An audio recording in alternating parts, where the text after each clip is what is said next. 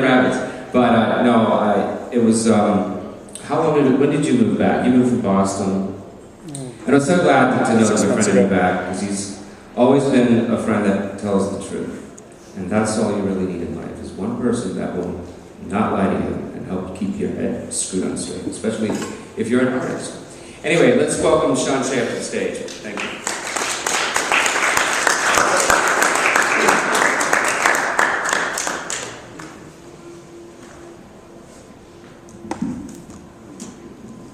Thanks, Greg. I don't know how deserving I am of that, but let's see. I'm sometimes not really so much of a poet as somebody who tries to see where I can find poems where they shouldn't be, and make them funny if I can. This is about a figure who disappointed me, and I've decided that I'm going to be doing this series of childhood figures that are now disappointing once you grow up. And each one of them I'm going to prematurely do their funeral as a way through it. This one is dedicated to the comedian Gallagher, if you remember from cable television here. So here it is. It was so sad the day Gallagher died, angels wept cantaloupe-sized tears. That sledge-o-matic, fruit-frosted comedian Gallagher smashed the bucket, and today, in the front row of the funeral service, everyone is wearing their black rain ponchos and umbrellas, even though there isn't a cloud in the sky.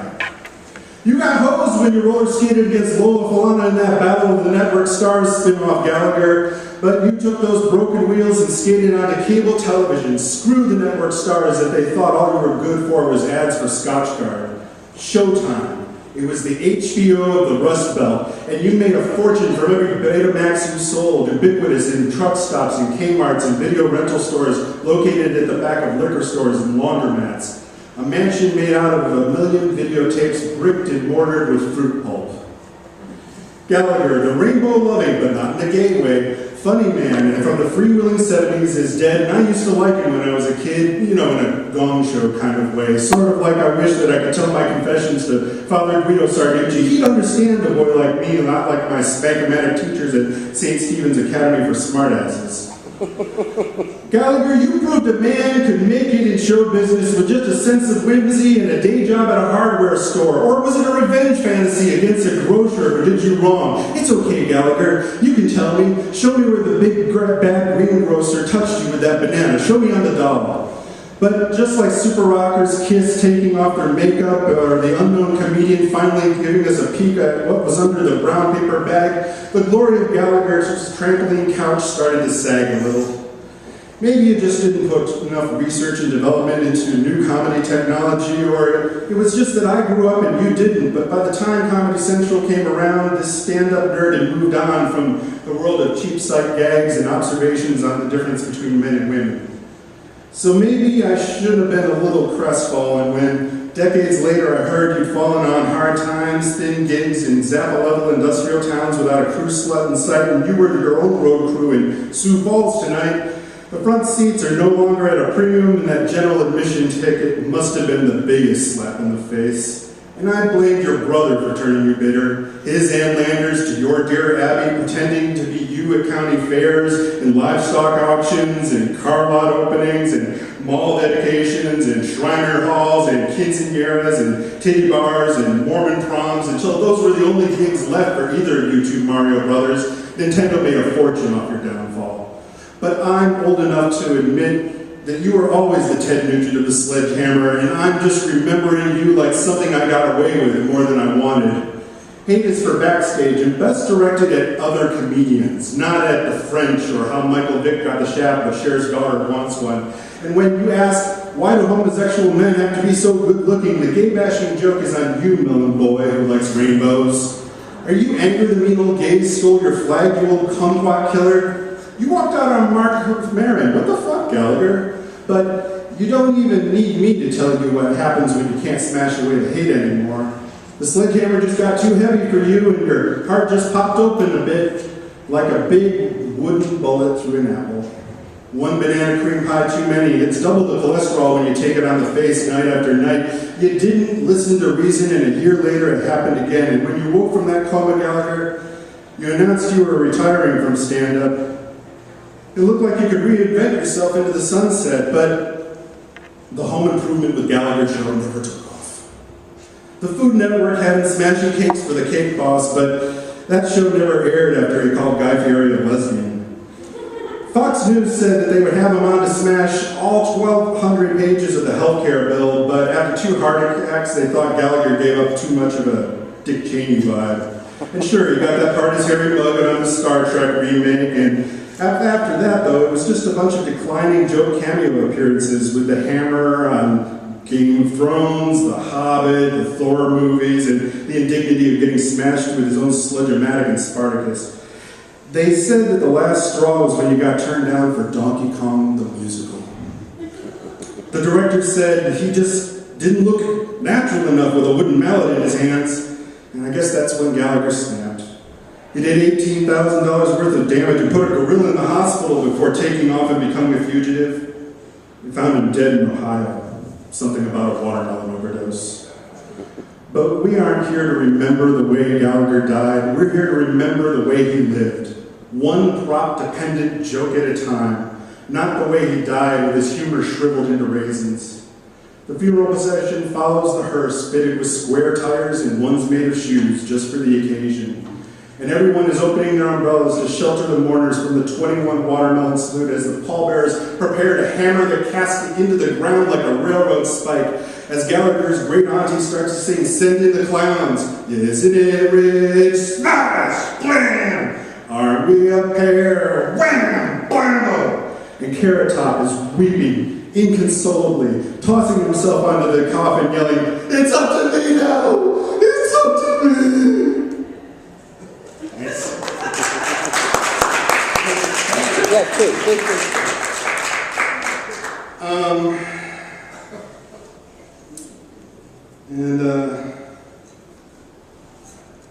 This is about the dark side of romance in yard sales. What compels a man to buy a Moosehead?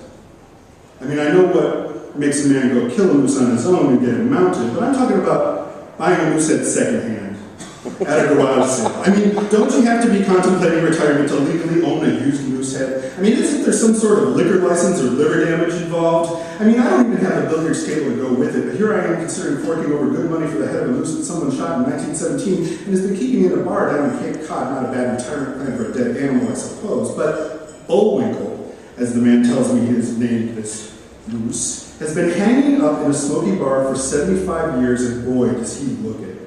He says that Rocky, the stuffed dead, not flying at all, nailed to a piece of wood squirrel that was Bullwinkle's only friend he got sold to someone earlier.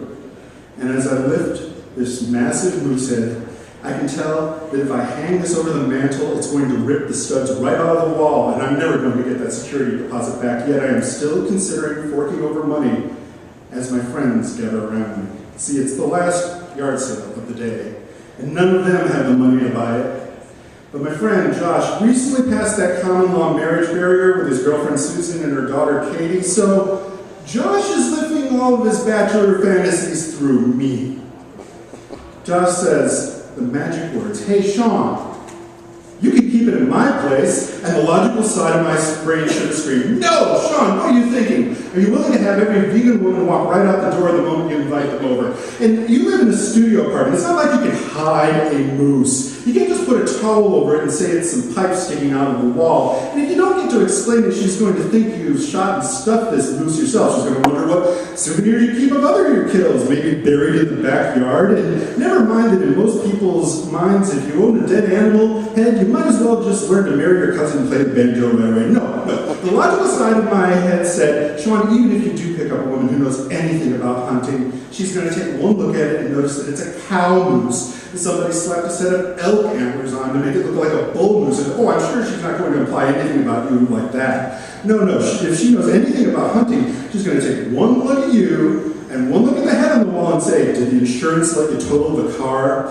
And pretty soon, word gets around the neighborhood about that weird head collecting guy, and soon the neighborhood kids dare each other to throw rocks at my house, and pretty soon I'm just drinking alone, just me and the booze, staring into each other's glassy eyes, me yelling, "Where did I go wrong, Bullwinkle?"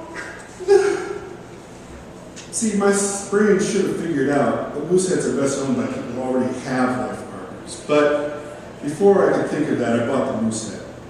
Talked the guy down from 200 to 65 and rationalized that if I did sell it on eBay, I could always just take it back to Maine and bury it where the rest of the moose died. 3 weeks later, I get a call from Josh. He says, "Sean, about this Moosehead," and he's got me, because it's not like I can say, "What Moosehead, Josh?"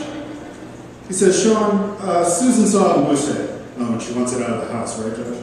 No, that's the problem. She fell in love with the damn thing. Didn't scare little Katie?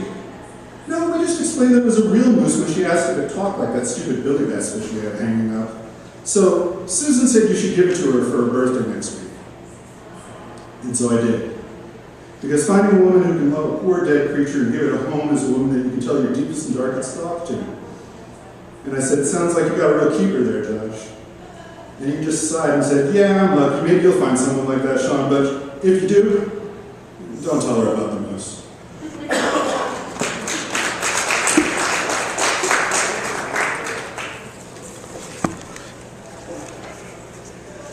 You know, Sean, sometimes after you read a poem, I feel weird. And